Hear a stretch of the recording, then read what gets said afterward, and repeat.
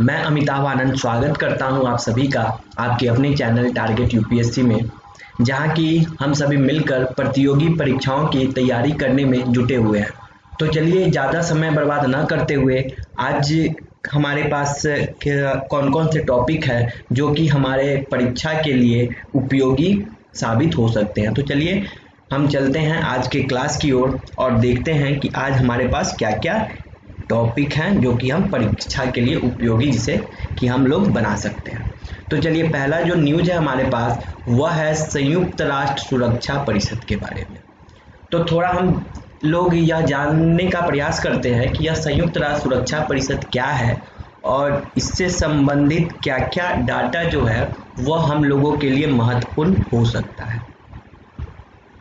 तो चलिए तो हम यहाँ पे जो डाटा है उससे हमें यह पता चलता है कि संयुक्त राष्ट्र सुरक्षा परिषद की स्थापना 1945 में हुई और यह संयुक्त राष्ट्र के 6 प्रमुख अंगों में से एक है। तो बच्चों, जैसा कि संयुक्त राष्ट्र सुरक्षा परिषद के नाम से ही यह स्पष्ट होता है कि यह संयुक्त राष्ट्र की ही एक एजेंसी है। और फिर हमने यह देखा कि इसकी स्थापना कब हुई थी, तो इसकी स्थापना 1945 में हुई। अब थोड़ा हम यह देख लेते हैं कि संयुक्त राष्ट्र सुरक्षा परिषद का कार्य क्या है, यानी इनके उत्तरदायित्व क्या है। तो संयुक्त राष्ट्र सुरक्षा परिषद का उत्तरदायित्व है अंतर्राष्ट्रीय शांति एवं सुरक्षा को बनाए रखना। मैं फिर से बताना चाहूँगा कि संयुक्त राष्ट्र सुरक्षा परिषद का उत्तरदायित्व है अंतर्राष्ट्रीय शांति एवं सुरक्षा को बनाए रखना। तो हम संयुक्त राष्ट्र सुरक्षा परिषद को विश्व के सिपाही के तौर पर भी देख सकते हैं। कहने का आशय यह है कि आप संयुक्त राष्ट्र सुरक्षा परिषद को एक सिपाही के तौर पे भी देख सकते हैं, क्योंकि हमने यह देखा कि संयुक्त राष्ट्र सुरक्षा परिषद का उत्तरदायित्व है अंतर्राष्ट्रीय शांति एवं सुरक्षा को बनाए रखना। तो आम भाषा में जैसे कि आम नागरिक है वो उनको भी पता होगा कि जो सिपाही हैं, जो पुलिस प्रशासन है, उनका क्या कार्य है, व्यवस्था को बनाए रखना, यानी कि शांत माहौल को बनाए रखना। तो अगर संयुक्त राष्ट्र सुरक्षा परिषद अंतर्राष्ट्रीय शांति को बनाए रखता है तो क्या हम उसे सिपाही के तौर पे नहीं देख सकते हैं? ऑब्वियसली देख सकते हैं। तो चलिए आगे बढ़ते हम देखते हैं कि संयुक्त राष्ट्र सुरक्षा, एक मिनट बच्चों, संयुक्त राष्ट्र सुरक्षा परिषद के 5 अस्थायी व 10 अल्पकालिक सदस्य हैं। तो यह थोड़ा हम लोगों के लिए महत्वपूर्ण हो जाता है कि संयुक्त राष्ट्र सुरक्षा परिषद में 5 अस्थायी व 10 अल्पकालिक सदस्य हैं। अभी हाल ही में भारत को अस्थायी सदस्य के रूप में चुना गया है और यह अस्थायी सदस्य के रूप में चुना जाना भारत की जो संयुक्त राष्ट्र सुरक्षा परिषद में अस्थायी सदस्यता की दावेदारी को कहीं ना कहीं मजबूत आधार प्रदान करता है। तो अभी हाल फिलहाल हम लोगों के लिए संयुक्त राष्ट्र सुरक्षा परिषद से संबंधित ये जो फैक्ट है वह सफिशिएंट है। इन फैक्टों के माध्यम से आप परीक्षा में इससे संबंधित प्रश्नों को आसानी से टैकल करके ले जाओगे। तो चलिए हम आगे बढ़ते हैं और देखते हैं हमारे पास नेक्स्ट न्यूज क्या है। तो नेक्स्ट जो न्यूज है वह है दल बदल कानून के बारे में। तो बच्चों, थोड़ा सा दल बदल कानून को समझने से पहले हम यह देख लेते हैं कि दल बदल कानून जो है वह अभी हाल फिलहाल इतनी चर्चा में क्यों है। तो जैसा कि आप लोगों को पता होगा कि अभी राजस्थान में राजनीतिक उथल पुथल का एक माहौल बना हुआ है, जिसमें कि एक ओर सचिन पायलट का ग्रुप है और दूसरी ओर जो है अशोक गहलोत जी का एक वर्ग है। तो इन दोनों के बीच जो राजनीतिक गर्मा गर्मी है, इसी गर्मा गर्मी के दौरान जो है दल बदल कानून भी काफी चर्चा में रहा। तो हम देख लेते हैं कि यह दल बदल कानून है क्या। तो दल बदल कानून को हमने 52वें संविधान संशोधन अधिनियम 1985 के द्वारा संविधान की 10वीं अनुसूची में शामिल किया। यानी संविधान में जो हमारा संविधान है उसमें जो 10 अनुसूचियां हैं, यानी कि हमारे संविधान में 12 अनुसूची है, 12 अनुसूची है, तो 12 अनुसूची में से जो 10वां अनुसूची है इसी में दल बदल कानून के बारे में वर्णन किया गया है। तो हो सकता है कि यूपीएससी आपसे जो है इस आधार पे क्वेश्चन पूछ ले कि 52वें संविधान संशोधन अधिनियम वह 1985 के जगह, जैसे कि यहाँ पे 1985 है, उसके जगह पर वह 1984 कर दे, 1986 कर दे, 1987 कर दे। तो थोड़ा सा जो है यहाँ पे कंसेस होके देखना है, क्योंकि थोड़ा इधर थोड़ा सा ही बदलाव यूपीएससी करती है अपने ऑप्शन में, तो हमें वहाँ पे थोड़ा सा कंसंट्रेट होके अपने तैयारी को आधार प्रदान करना है। तो चलिए फिर हम देखते हैं कि फिर हमने 91st अमेंडमेंट किया था 2003 में, तो इसके माध्यम से हमने एक उपबंध को समाप्त किया था। तो वह उपबंध कौन सा था? तो विभाजन के मामले में भी जो दल बदल के आधार पर अयोग्यता की बात की गई थी उसे 91st अमेंडमेंट 2003 के माध्यम से समाप्त किया गया। तो ये फैक्चुअल इंफॉर्मेशन है, आप एक दो बार इसे अगर अच्छे से पढ़ोगे तो आपका यह जो है आप लोगों को याद हो जाएगा आसानी से। तो ये फैक्चुअल डाटा है, इसमें उतना समझाना तो उतनी ज़्यादा बातें तो नहीं है जिसे कि हम लोग समझ सकें। थोड़ा दल बदल के बारे में जो अयोग्यता है उससे संबंधित क्या क्या इंफॉर्मेशन है वो आगे के स्लाइड में हम लोग देखने का प्रयास करते हैं। तो चलिए अब हम देख लेते हैं दल बदल के आधार पर अयोग्यता की बात। तो अगर कोई भी राजनीतिक दल का सदस्य है और वह सदन का भी सदस्य है, तो अगर स्वेच्छा से वह अपनी सदस्यता छोड़ दे तो इस आधार पे भी वह उसकी सदन की जो उसकी सदस्यता जो है वो समाप्त हो जाएगी। यानी आम भाषा में हम यह देखेंगे कि राजनीतिक दल का सदस्य है, किसी भी राजनीतिक दल का सदस्य स्वेच्छा से त्यागपत्र दे दे तो भी उसकी तो भी उसकी सदस्यता जो है वह समाप्त हो जाएगी। फिर नेक्स्ट जो हमारे पास जो इन्फॉर्मेशन है वह हमें यह बताता है कि अगर कोई भी राजनीतिक दल अपने पार्टी के विपरीत मत दे या मतदान में अनुपस्थित रहे, किसी भी पार्टी का कोई सदस्य अगर अपने पार्टी के खिलाफ वोटिंग करता है या जो वोटिंग के दिन वह सदन में अनुपस्थित रहता है, तो इस आधार पर भी उसकी सदस्यता जो है वह समाप्त होगी। ऐसा दल बदल कानून में वर्णन किया गया है। चलिए आगे हम देख लेते हैं कि कोई भी निर्दलीय सदस्य अगर चुनाव जीतने के बाद, यानी कोई भी निर्दलीय सदस्य है वह चुनाव जीत जाता है, उसके पश्चात किसी राजनीतिक दल की सदस्यता लेता है तो भी वह अयोग्य माना जाएगा। मैं फिर से बताना चाहूँगा कि अगर कोई निर्दलीय सदस्य है वह अगर चुनाव जीत जाता है और जीतने के पश्चात किसी राजनीतिक दल की सदस्यता ले लेता है तो भी वह दल बदल कानून के आधार पर अयोग्य माना जाएगा। फिर जो नाम निर्देश या नॉमिनेटेड मेंबर नॉमिनेटेड मेंबर होते हैं वह भी अगर सदन में स्थान ग्रहण कर लेते हैं, उसके 6 महीने के बाद, उसके बच्चों यहाँ पे 6 महीने के बाद किसी राजनीतिक दल की सदस्यता ग्रहण कर लेते हैं तो भी वह दल बदल के आधार पर अयोग्य माने जाएंगे। तो पहला हमने क्या देखा कि अगर स्वेच्छा से त्यागपत्र दे दे तो भी वह अयोग्य हो जाएगा, अगर अपने पार्टी के विपरीत मत दे या मतदान के समय सदन में अनुपस्थित रहे तो भी दल बदल कानून के आधार पर वह अयोग्य होगा। तीसरा, निर्दलीय सदस्य अगर किसी पार्टी में शामिल हो जाता है चुनाव जीतने के बाद तो भी वह सदस्यता के अयोग्य माना जाएगा। फिर नेक्स्ट हमने देखा जो नॉमिनेटेड मेंबर है वह अगर सदन का सदस्य बन जाते हैं और उसके 6 महीने के बाद किसी राजनीतिक दल की सदस्यता ग्रहण कर लेते हैं तो भी वह दल बदल के आधार पर अयोग्य समझे जाएंगे। तो चलिए जहां तक मेरा मानना है आप लोगों का दल बदल से संबंधित जो डाउट होगा वह क्लियर हो गया होगा, और इससे संबंधित अगर कोई प्रश्न यूपीएससी पूछती है तो आप लोग वहां पे गलत नहीं करोगे, ऐसा मेरा विश्वास है। तो चलिए अब 91st अमेंडमेंट की बात हमने जो किया था उसके बारे में थोड़ा जान लेते हैं। तो 91st अमेंडमेंट हमें यह बताता है कि जो प्रधानमंत्री सहित जो मंत्री परिषद का आकार होगा वह लोकसभा के कुल सदस्य संख्या के 15% से अधिक नहीं होगा।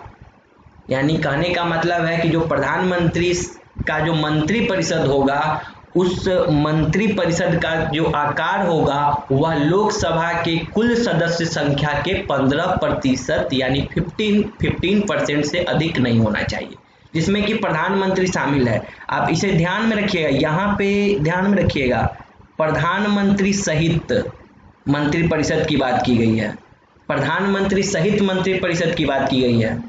तो थोड़ा सा यहाँ पे कंफ्यूजन हो सकता है विद्यार्थियों को, यानी हमारे जितने भी मित्र हैं उनको यहाँ पे दिक्कत हो सकता है। तो थोड़ा सा सीरियस रहिएगा, प्रधानमंत्री सहित मंत्री परिषद की बात की गई है, न कि केवल मंत्री परिषद की। तो यहाँ थोड़ा सा अलर्ट रहना है हमें।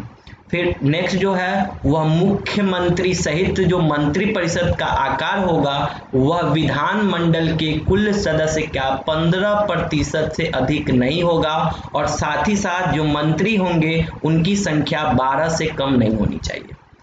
तो 91st अमेंडमेंट जो 2003 में हमने जो किया था वह हमें क्या क्या बताता है, तो एक तो हमें यह बताता है कि लोकसभा में मंत्री परिषद का आकार कैसा होगा। तो मंत्री परिषद का आकार होगा कुल सदस्य संख्या का 15% से अधिक नहीं होना चाहिए, जिसमें कि प्रधानमंत्री भी शामिल है उस मंत्री परिषद में।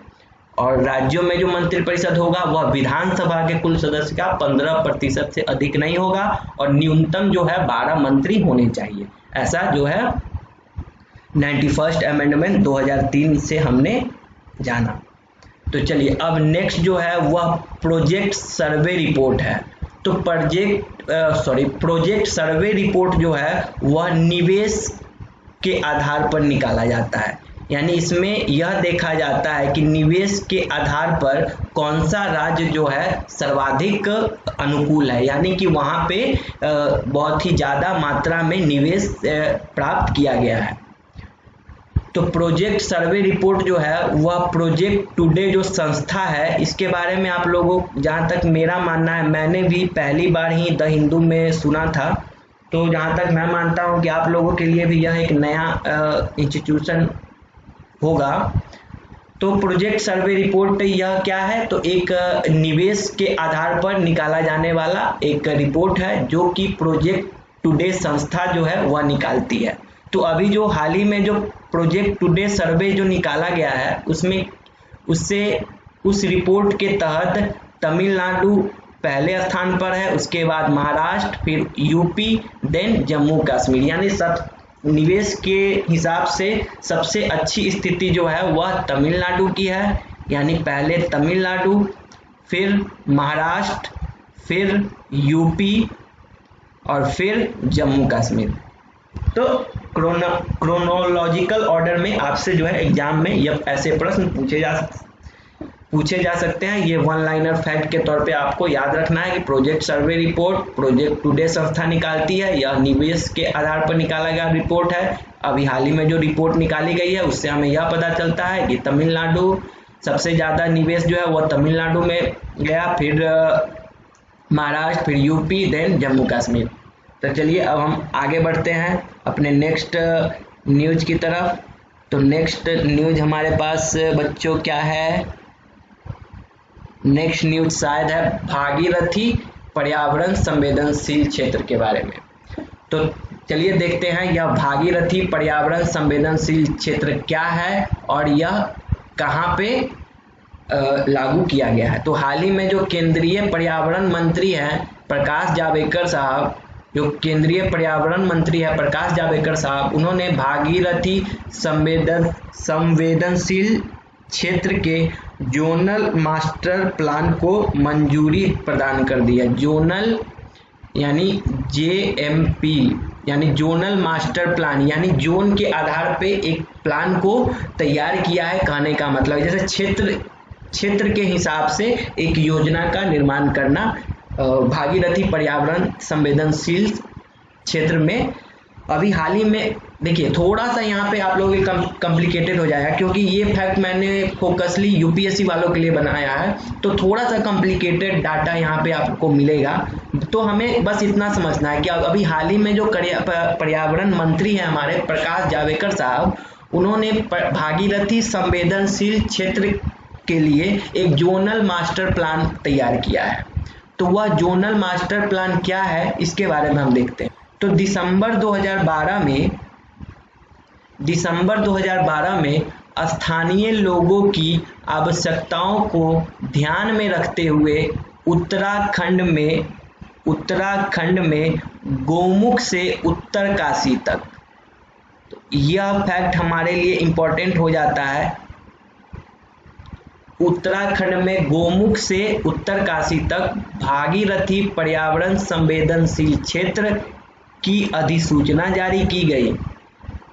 यहाँ पे रिपीट हो गया है बच्चों। तो कहने का मतलब है कि दिसंबर 2012 में स्थानीय लोगों की आवश्यकता को ध्यान में रखते हुए, जो भी स्थानीय लोग हैं, जो कहाँ पे, तो उत्तराखंड में उत्तरकाशी, गोमुख से उत्तरकाशी, यानी कौन से क्षेत्र शामिल है, तो गोमुख से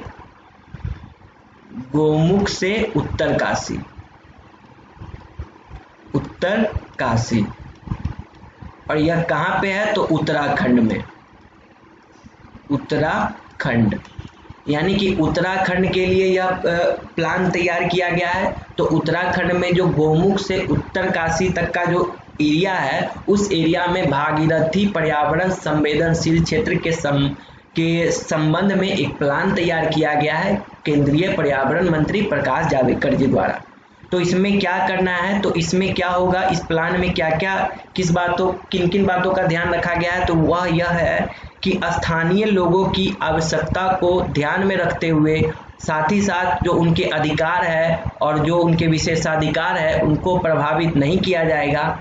उनकी आजीविका को सुरक्षित रखने के लिए पर्यावरण अनुकूलन विकास सुनिश्चित किया गया था। यानी कि जो स्थानीय लोग हैं उनकी आवश्यकताओं को ध्यान में रखते हुए और उनके लिए आजीविका को सुरक्षित रखने, उनकी आजीविका की व्यवस्था की गई थी, और साथ ही साथ यह भी देखा गया था कि उनके जो विशेषाधिकार है उनका भी हनन नहीं हो पाए। तो जो जोनल मास्टर प्लान यानी जेडएमपी जो है, एक मिनट बच्चों, जो जेडएमपी प्लान अभी हाल ही में तैयार किया गया है प्रकाश जावड़ेकर, जेडएमपी का मतलब है जोनल मास्टर प्लान, यानी जोनल मास्टर प्लान हमारे जो पर्यावरण मंत्री है उन्होंने तैयार किया है। तो उसमें किन किन बातों को ध्यान में रखा गया है, तो इसमें यह देखा गया है कि वन एवं वन्य जीव के लिए कोई खतरा ना हो, जल प्रबंधन की अच्छी व्यवस्था हो, फिर सिंचाई को भी ध्यान में रखा गया है, फिर ऊर्जा, परिवहन, सार्वजनिक स्वास्थ्य एवं स्वच्छता, सड़क अवसंरचना आदि शामिल है। यानी कि जितने भी बुनियादी जरूरतों से संबंधित जो भी बातें होती है उन सब बातों को इस मास्टर प्लान में शामिल किया गया है। थोड़ा सा आप 2-3 बार इसे पढ़ लीजिएगा, आपका डाउट जो है वह क्लियर हो जाएगा। तो चलिए अब आगे जो है थोड़ा नमामि गंगे के बारे में हम लोग देख लेते हैं, या नमामि गंगे क्या है। तो नमामि गंगे का मतलब है जो गंगा के पुनरुद्धार की बात की गई है। ज़्यादा डीपली हमें नहीं जाना है, बस हमें नमामि गंगे, तो सबसे पहला फैक्ट जो हमें याद रखना है, यह किनके द्वारा आरंभ किया गया है, तो जल शक्ति मंत्रालय के द्वारा। यह जल शक्ति मंत्रालय की पहल है। फिर तो इसमें किन बातों को ध्यान में रखा गया है, तो गंगा के पुनरुद्धार की बात की गई है, यानी गंगा के पुनरुद्धार की बात की गई है, यानी गंगा को साफ करने की बात की गई है नमामि गंगे। तो नमामि गंगे परियोजना में थोड़ा सा एक फैक्ट जो है जो कि हम लोगों के लिए इम्पोर्टेंट हो सकता है, वह है जो नमामि यानी गंगा से संबंधित जो भी जिले हैं वहाँ पे अधिकारी जो भी अच्छे कार्य किए, यानी अधिकारियों के जो योगदान होंगे उन योगदानों को भी शामिल किया गया है। और साथ ही साथ एक पुरस्कार की बात की गई है जो कि है प्रधानमंत्री लोक प्रशासन उत्कृष्टता पुरस्कार योजना, यानी नमामि गंगे को प्रधानमंत्री लोक प्रशासन उत्कृष्टता पुरस्कार योजना 2020 में शामिल कर लिया गया है। इसमें क्या किया जाएगा, तो इसमें जो भी अधिकारी होंगे जो कि गंगा के संबंध में अपने अच्छे कार्य किए होंगे उनकी पहचान की जाएगी, यानी अधिकारियों के कार्यों की पहचान की जाएगी नमामि गंगे में। और नमामि गंगे जो परियोजना है उसे प्रधानमंत्री लोक प्रशासन उत्कृष्टता पुरस्कार योजना 2020 में शामिल कर लिया गया है। यह जो है जितेंद्र सिंह की जो MOS है, जितेंद्र सिंह उनकी पुनर्गठित योजना है और इसमें एक वेब पोर्टल को भी लॉन्च किया गया, यानी वेब पोर्टल को भी लॉन्च किया गया है। और नमामि गंगा जो कार्यक्रम है, नमामि गंगे कार्यक्रम के अंतर्गत 57 गंगा जिलों की जिला गंगा समितियां भाग लेने के लिए पात्र होंगे, यानी नमामि गंगे कार्यक्रम में जो 57 जो गंगा से संबंधित जो जिले हैं उनकी जो जिला गंगा समितियां हैं वह इस नमामि गंगे कार्यक्रम में भाग लेने के लिए पात्र होंगी। तो थोड़ा सा जो फैक्चुअल इंफॉर्मेशन है वह हमें याद रखना है कि नमामि गंगे किसके द्वारा आरंभ किया गया है, तो जल शक्ति मंत्रालय के द्वारा। तो उसके बाद जो है नमामि गंगे को लोक प्रशासन उत्कृष्टता पुरस्कार योजना में शामिल कर दिया गया है, तो जिसका लक्ष्य है कि जितने भी अधिकारी हैं उनके कार्यों को पहचान प्राप्त करवाया जाएगा। फिर नमामि गंगे में 57 जो गंगा जिला है उससे संबंधित जो गंगा जिला समितियां हैं वह नमामि गंगे कार्यक्रम में पार्टिसिपेट लेगी। तो चलिए आज का शायद जो न्यूज़ था वह यहीं तक था हम लोगों के लिए। फिर मैं नेक्स्ट पार्ट को लेकर जल्दी आप लोगों के बीच आऊँगा।